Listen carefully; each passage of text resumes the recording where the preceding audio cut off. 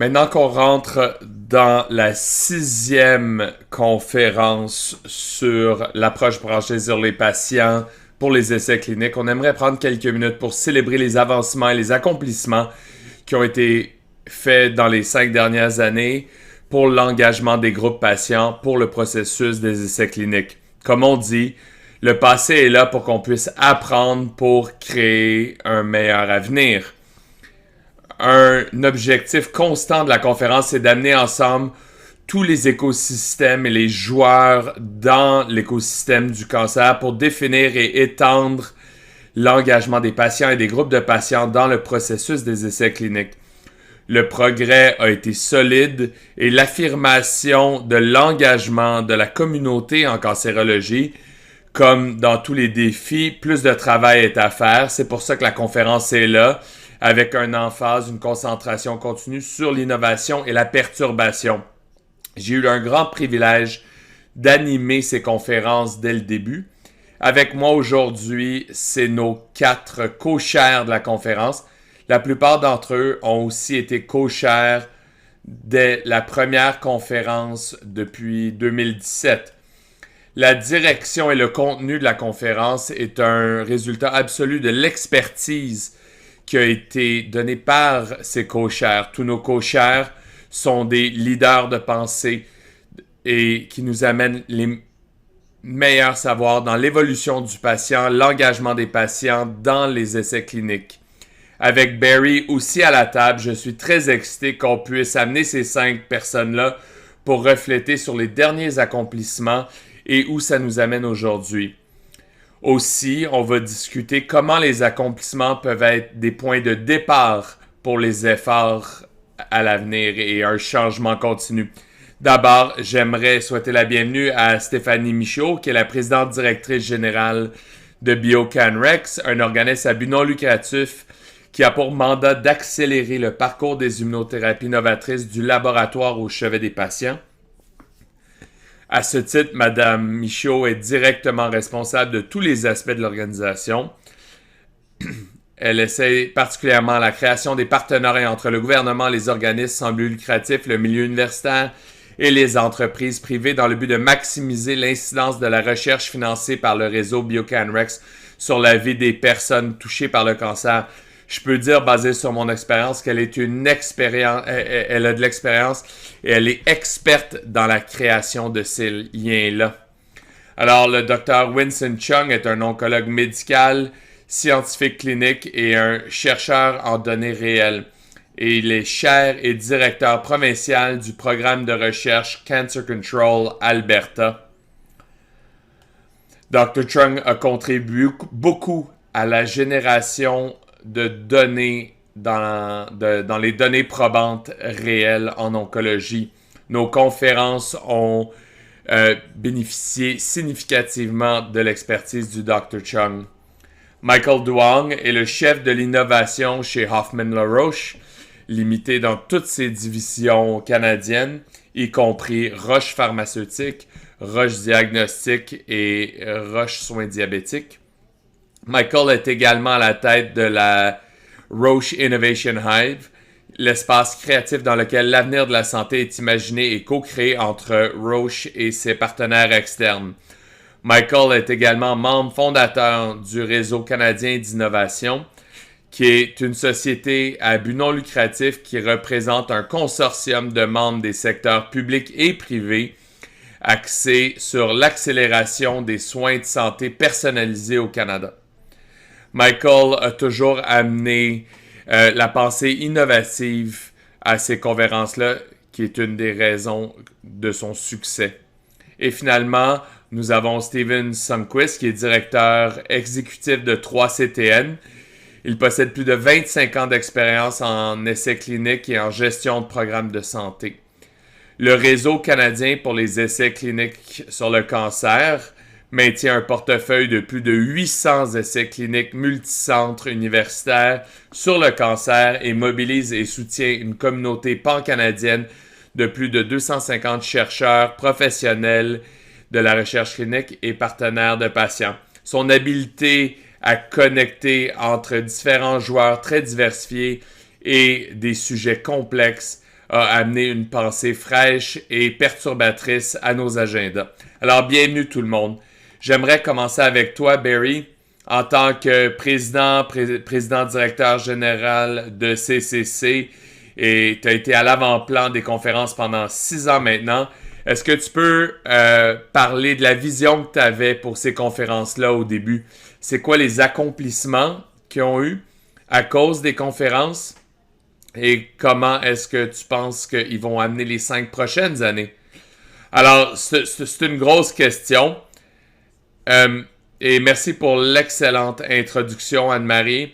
Il y a beaucoup de choses auxquelles penser pour ce qui est de où s'en va. Mais si on regarde à l'arrière, une des raisons qu'on a commencé avec la conférence sur les essais cliniques, c'était pour avoir une conférence un peu différente puis essayer d'imaginer comment les patients ou les groupes patients pouvaient être la base de tout ce qu'on fait dans ces conférences-là. Alors, mettre les patients à l'avant-plan, c'est ça qui était à la table. Et comme on dit, c'est qu'on a dit, on est la table, on n'a pas besoin d'avoir une chaise à la table, nous sommes la table. Alors, de cette perspective, on a commencé à dire comment est-ce qu'on peut en fait bâtir quelque chose où on peut être un modèle pour le Canada, pour les patients, puis la participation des patients dans le processus d'essai clinique pour qu'on puisse mieux comprendre la perspective des patients à travers l'essai clinique, mais aussi comment on peut donner l'idée aux essais cliniques pour le besoin des patients et créer des protocoles qui fassent plus de sens pour le patient. Alors, ce qu'on a essayé de faire, c'est de joindre les bonnes personnes autour de la table pour accomplir ces objectifs-là, en commençant avec nos modèles Pathways pour les patients, pour améliorer les essais cliniques, améliorer l'accès et le recrutement au Canada aux essais cliniques et retenir les patients et vraiment les rendre utiles. Et aussi créer une charte avec ça pour gouverner la relation entre les commanditaires d'études et les groupes de patients. Mais aussi, si vous pensez aux 6 dernières années de la conférence, mais en fait cette année aussi, les premières années 2017, 18, 19 étaient une question de bâtir le consensus sur centrer tout autour du patient, la charte, etc. Puis quelque chose est arrivé en 2020 où là, vraiment, on a commencé à regarder à toutes différentes sortes de choses comme réduire l'accès aux patients, des médicaments par exemple, ou regarder à différents modèles pour l'accès à la médecine de précision et le profil moléculaire. Regarder l'intelligence artificielle, des ententes basées sur le patient.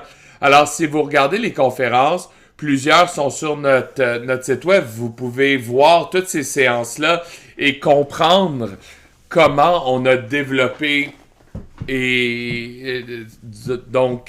l'accès et la centricité du patient et le processus et amener la perspective internationale aussi.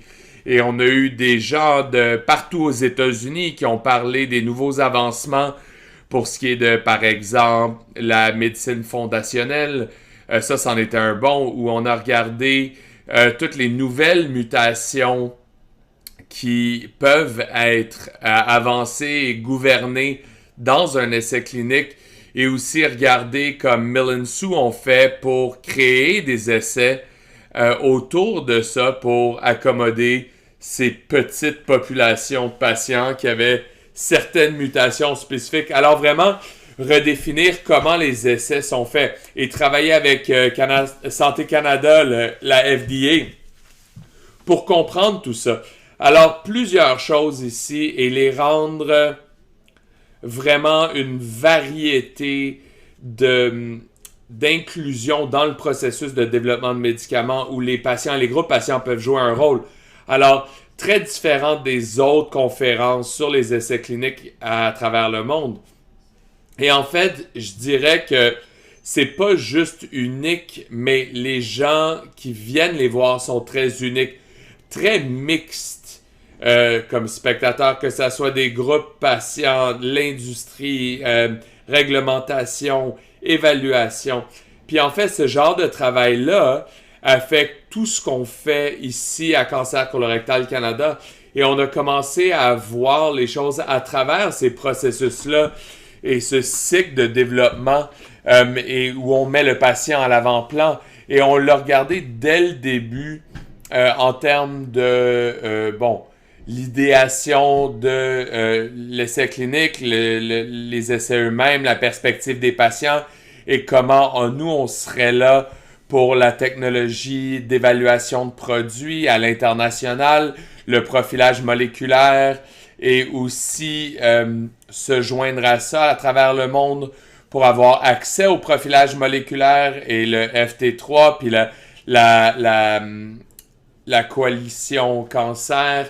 Et ce que j'essaie de dire ici, c'est que pendant qu'on fait ces conférences-là, ça a un impact sur le travail qu'on fait ici à Cancer Colorectal Canada et beaucoup de nos partenaires au Canada et à travers le monde. Alors, je vais le laisser là et les autres invités vont pouvoir donner un peu plus de perspective à ça. Merci, Barry. Et je devrais mentionner que tu as appelé tellement des invités qu'on a eus dans les dernières 5 années. Alors, beaucoup de ces séances-là sont encore disponibles sur le site web de Cancer Colorectal Canada pour n'importe qui veut les écouter. Et ils sont tout aussi utiles aujourd'hui que c'était. Alors, Michael, je vais l'envoyer à toi. Tu as été un contributeur de longue date à ces conférences-là.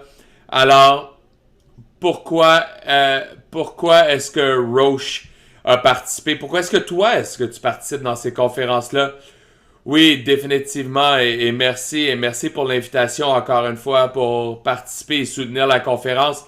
C'est tellement un événement incroyable et je l'attends impatiemment à chaque année. Et puis d'abord, ce que je veux dire, c'est que j'adore ces séances-là. J'adore la pause qu'on prend 5 ans, 6 ans, puis regarder à l'arrière pour la conférence, puis vraiment avoir l'opportunité de voir l'impact qu'on a eu, l'impact que tout le monde ici a eu dans ce qu'on fait de jour le jour. Et basé sur ce que Barry a dit pour ce qui est le travail, les discussions, les engagements, les collaborations qui sont arrivées à travers les conférences et les différentes sessions qu'on a eues et comment ça a eu un impact sur le cancer colorectal. Et c'est la même chose pour Roche, c'est la même chose pour moi personnellement. Anne-Marie t'a demandé pourquoi moi personnellement et en tant que représentant de Roche, pourquoi moi j'ai décidé de participer dans la conférence. Et je pense que ça commence avec la vision de Barry de quelque chose de différent. Et il y a tellement d'initiatives, il y a tellement d'événements qui élèvent la voix du patient. Mais cette conférence-ci, ce qui est spécial, c'est que ça va passer juste la voix du patient, puis ça catalyse l'action du patient. Puis c'est à travers cette activité-là, à travers cet engagement, à travers la collaboration qui est bâtie ici, ça inclut le patient dans tout. Et dans ce que je fais chez Roche et à l'extérieur de Roche, mais aussi la stratégie sous-jacente. L'inclusion du patient devient tellement une partie importante dans ce qu'on bouge et quand on prend n'importe quelle décision dans les différentes choses qu'on fait, les différentes choses dans lesquelles on investit et même ce qui informe comment on avance. Et soit c'est une coïncidence ou c'est comme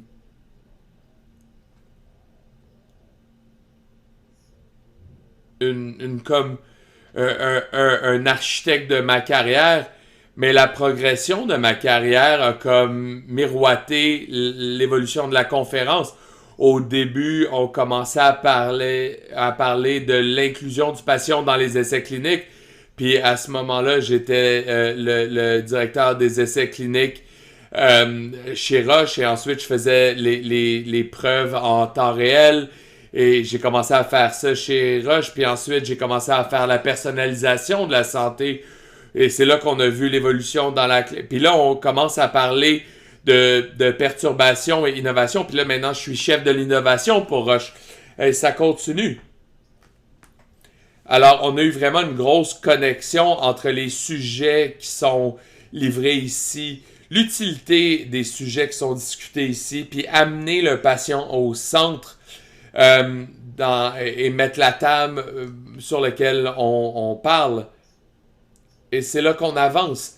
Alors, notre stratégie pour l'innovation chez Roche, c'est large, mais ça commence avec le patient.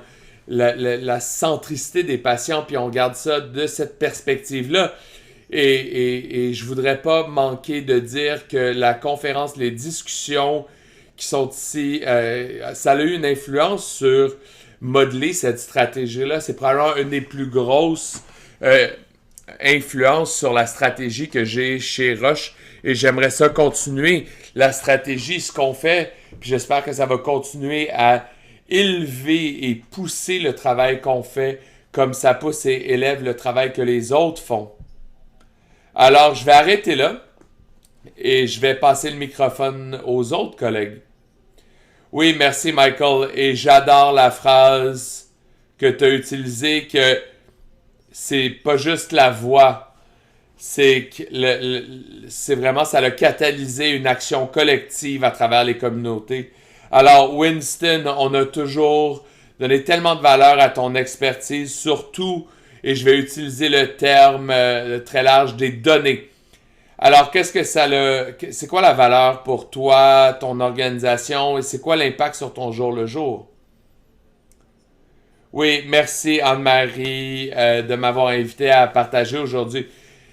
J'ai appris beaucoup dans les 5 dernières années. Je pense que ma participation dans la conférence, puis une des choses que j'ai appris, c'est la valeur de l'engagement des patients, pas juste dans les essais cliniques, mais aussi dans la recherche sur les résultats pour les patients. Puis je pense qu'à travers la conférence et à travers la conférence, ça a altéré comment nos équipes font de la recherche en données réelles. J'aimerais classifier ça en 3 grands sauts.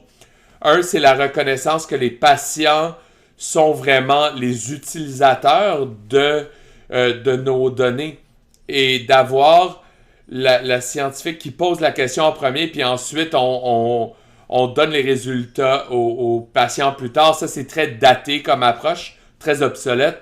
Alors, on va vraiment prioriser la centricité du patient dans nos études pour les données réelles. Et donc, on a fait plusieurs partenariats en utilisant la méthodologie James, où on demande aux patients c'est quoi leur priorité de recherche, qu'est-ce qu'ils veulent voir de l'utilisation de leurs données. Alors, on a fait ça en cancer du sein, cancer colorectal, et ça a été une super opportunité. Alors, des sujets que nous pensions n'étaient pas importants étaient en fait très importants pour les patients et les donneurs de soins. Alors, la deuxième saut que je dirais, c'est qu'on a reconnu l'importance de collecter des résultats et des points qui sont importants pour les patients. Puis ça inclut la survie, bien sûr, mais aussi la qualité de vie, symptômes, toxicité et les satisfactions patients en clinique. Alors, les mesures rapportées par les patients, l'expérience patient, sont de plus en plus intégrées dans beaucoup de notre travail. Puis c'est comme ça, c'est inclus dans chaque visite de clinique quand les patients viennent me voir ou mes collègues. Ça a été une grosse leçon. Puis je pense que le troisième thème, c'est on apprécie aujourd'hui la valeur de l'engagement patient à travers toute la trajectoire patient. Puis ça inclut la conception d'essai, le design d'essai. On inclut aussi le patient, les consultants aussi dans notre travail. Et dans les dernières années, on a aussi établi un conseil consultatif pour la cancérologie et spécifiquement pour les patients pour s'assurer que la voix du patient est entendue à travers les projets de recherche. Et à travers cette veine-là, on a aussi priorisé beaucoup de ressources à développer ce qu'on appelle des sommaires en langage simple. Et ce que ça veut dire, ça, c'est de disséquer les résultats d'une façon qui est plus facile et pour que les gens puissent comprendre. pas juste pour la communauté scientifique, mais pour vraiment les patients et la communauté de patients. Puis le feedback a été très positif. Et encore une fois, je veux mentionner dans les co-chairs, dans les dernières années, et les collaborateurs que j'ai rencontrés à chapeauter l'initiative, et j'encourage beaucoup plus de travail centré sur les patients. Alors, ça a été vraiment une belle expérience de croissance et d'apprentissage pour moi et mon équipe. Merci Winston. Et la conférence a vraiment cru et grandi basé sur toi et ton équipe. Et j'aime comment tu dis qu'au lieu de juste parler aux patients après, de vraiment les inclure à travers tout le processus de recherche. Puis ça, c'est vraiment un beau début pour la conversation qu'on va avoir. Alors, Stéphanie, je vais te poser la même question. Alors, toi et ton organisation ont été des très grands supporters du travail. Alors, qu'est-ce que ça veut dire pour toi? Qu'est-ce que tu penses qu'on a accompli? Oh mon Dieu! Alors, une immense question. Qu'est-ce qu'on a accompli?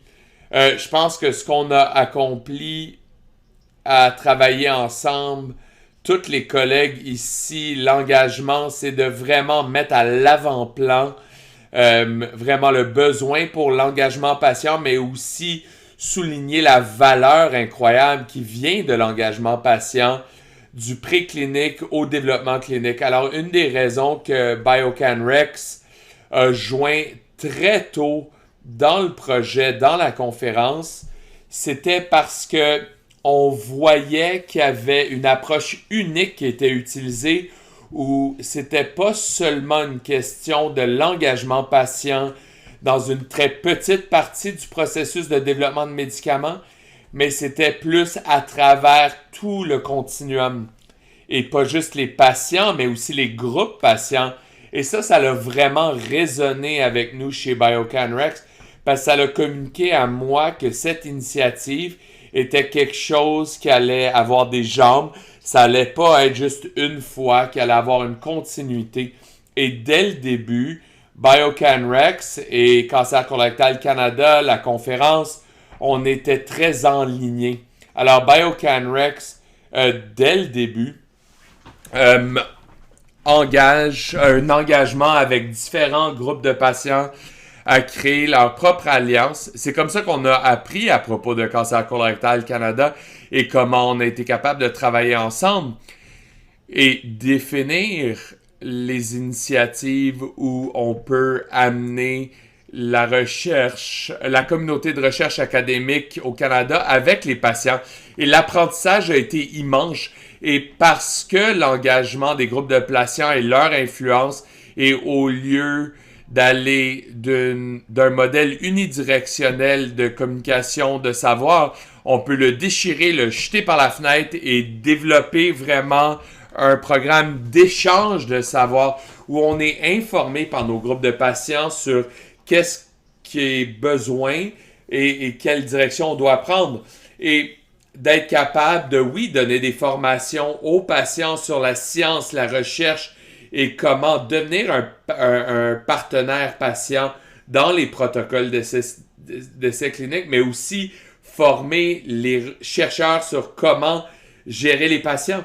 Alors, les commentaires qui nous ont été donnés, donc avoir des sommaires en langage simple, ça, c'est un endroit où on a investi et faire la même chose pour tous les essais cliniques pour lesquels on paye, qu'on finance, et s'assurer qu'on a les points de connexion entre la communauté de recherche, les groupes patients et les patients eux-mêmes.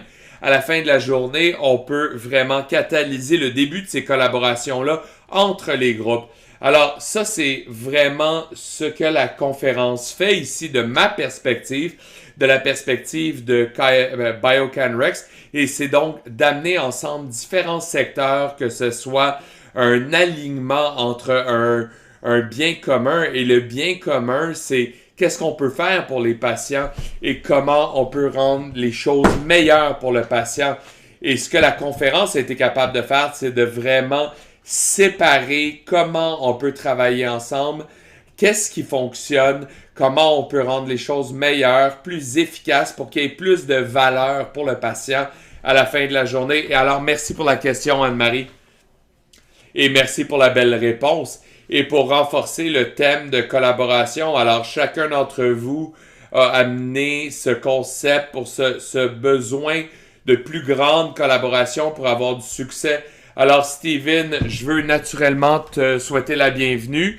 Même question pour ce qui est de pourquoi est-ce que 3CTN est à la table et particulièrement toi et la valeur que toi tu as eue dans les conférences.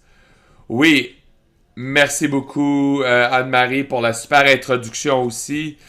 Et bonjour à tous mes panélistes. Et un des bienfaits d'arriver d'être dernier, c'est que beaucoup de ce que je voulais dire pour les priorités, l'introduction de ces 3 CTN et l'impact et venir à la conférence ont éloquemment déjà été dit par mes autres panélistes. Et merci encore à Barry pour ta direction et ton soutien tellement puissant pour l'engagement patient.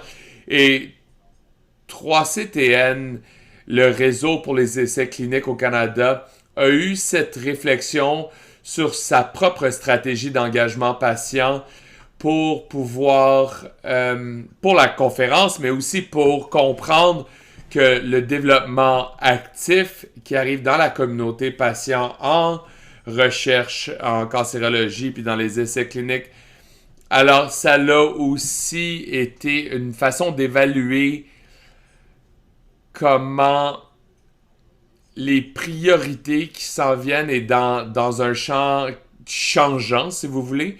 Donc, nous, on donne du soutien aux essais cliniques académiques spécifiquement, mais que ça soit un essai clinique financé par le privé ou soutenu par Roche ou d'autres compagnies ou Biocanrex ou académiques. Alors, il y a cette idée de transformer ou l'approche transformée à l'engagement patient. Et je pense qu'on est passé à un certain point, certainement de notre perspective, où l'engagement patient à travers les essais cliniques, qu'on commence par la génération d'idées, où 3CTN arrive dans l'essai clinique comme tel, dans les centres membres à travers le pays, et avoir nos partenaires être informés sur comment l'essai clinique va être fait. Et ça, c'est essentiel. Et on joue un très grand rôle et donner les outils pour le partenariat patient et bâtir leur savoir. Et ça, c'est critique pour un engagement efficace et aussi être capable, et ça, c'est inspirant pour moi, c'est d'être capable de voir la diversité d'expertise que les patients partenaires, amène à l'équation, qui a été reconnue encore et encore. Ça permet aux organisations de prendre un pas de recul de leur propre pool de ressources et pool d'informations aussi, pour vraiment utiliser l'expérience patient et s'assurer que, comme Stéphanie a dit, que ça devienne inclus dans la question de recherche qui est développée. Alors, 3CTN a fait ça à travers le développement de plusieurs de nos initiatives historiquement et toutes nos initiatives en ce moment, et des développements, par exemple, dans le mapping d'essais cliniques personnalisés et comment on peut créer un système pour trouver des essais cliniques basés sur de la médecine personnalisée, biomarqueurs et cibles médicamenteuses.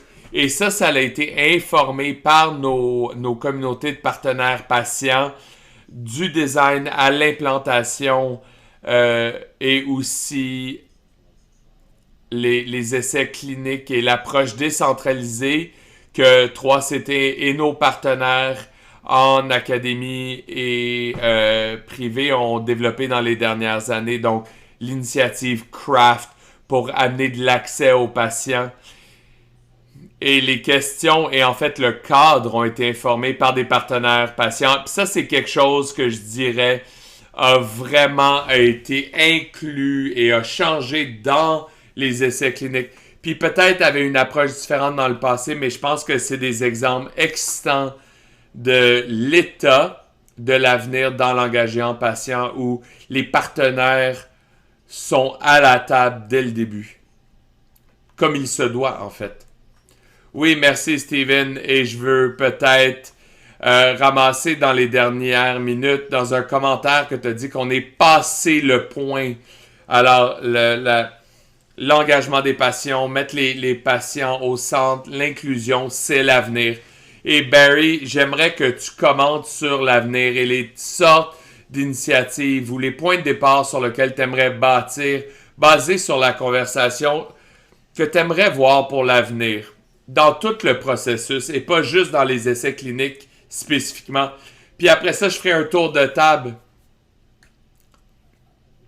Alors, je pense que ça a déjà commencé, en fait, puis on peut l'entendre. Puis ce que tout le monde a dit, que cette conférence et le travail qu'on fait a vraiment été un catalyseur pour la collaboration. Et je pense qu'avec chacun d'entre nous, qui ont été co-chairs de l'événement, qui ont travaillé toutes ces années, il y a eu beaucoup de collaborations dans différents projets. Et comme Winston a dit, la JLA, le James Linder Alliance, alors pour comprendre avec l'essai Go-Kart et comprendre les différentes étapes de l'engagement patient, et avec Steven à travers regarder la navigation pour les patients, puis aussi le modèle Craft pour les essais décentralisés, puis travailler dans ces initiatives-là, et aussi avec Mike pour le réseau d'innovation. Alors, je vois ces collaborations qui prennent l'expansion et aucune sont spécifiques à Cancer Colorectal Canada, sont spécifiques au cancer en général. Et ce qu'on a vu dans les dernières années, on a vu beaucoup de collaborations internationales. On peut voir par nos invités Yann Geisler aujourd'hui comment on travaille en Europe et à travers le monde et d'autres organisations à travers le monde. Alors, je vois cette conférence-ci, le travail qu'on fait comme un effort collaboratif pour étendre ces collaborations de façon internationale pour amener l'accès aux meilleurs traitements pour tous les patients en cancer et au bon moment. Merci, Barry. Et juste peut-être quelques commentaires de chacun des co-chairs sur comment est-ce qu'on peut mettre l'emphase sur l'espoir collaboratif dans les prochaines années. Alors, je vais peut-être commencer. Michael, tu avais ta main levée? Oui, je pense qu'on veut tous parler.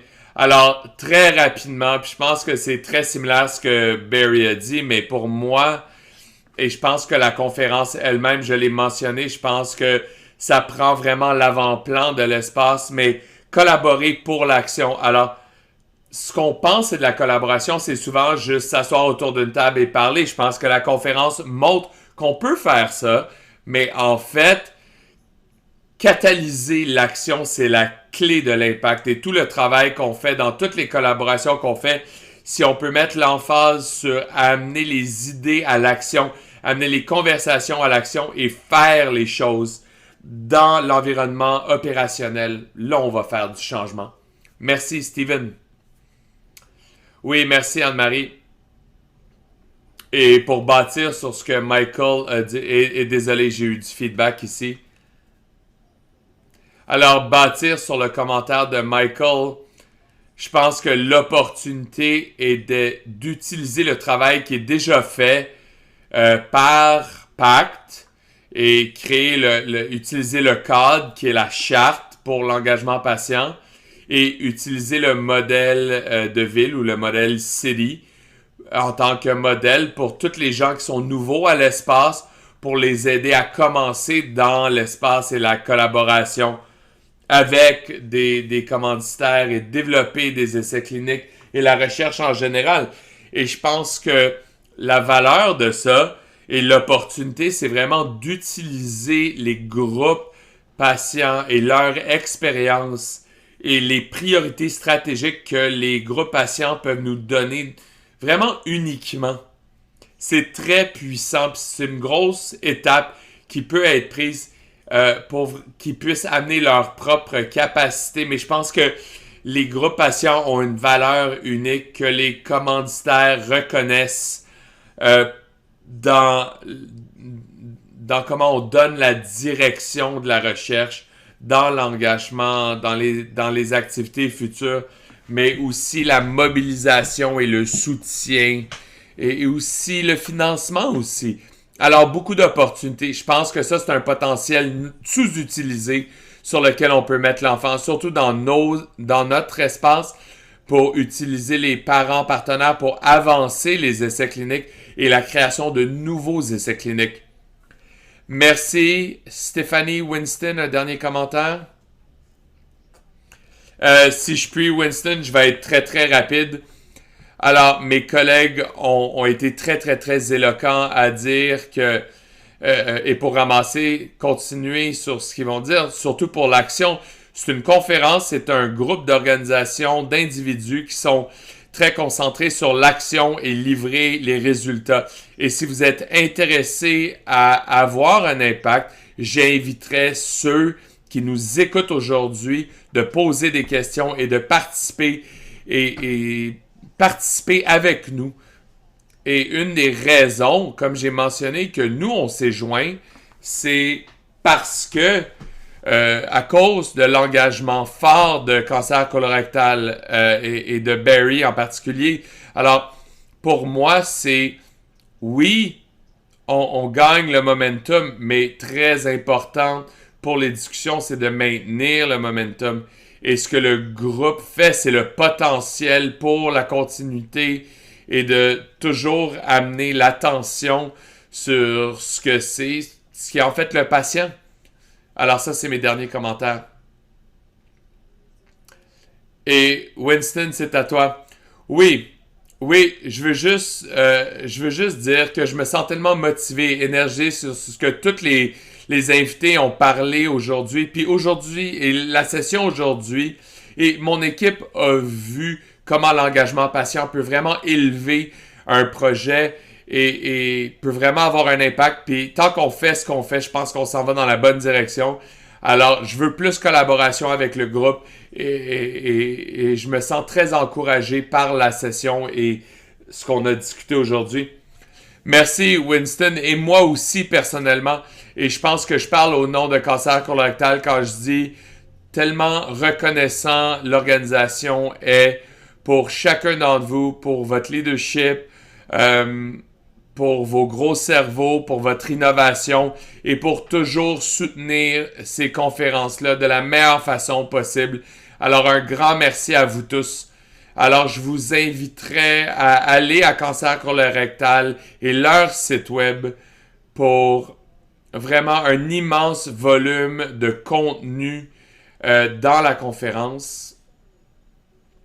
Tellement de super sujets ont été faits dans les dernières années. Alors, Steven a mentionné quelque chose qui s'appelle PACT, P-A-C-T, et je vous invite tous à revenir à notre conférence demain pour notre session de fermeture qui va vraiment commencer une initiative qui est en développement, qui a été créée pour faire partie de la conférence et le travail que Cancer colorectal Canada fait et pour apprendre comment vous pouvez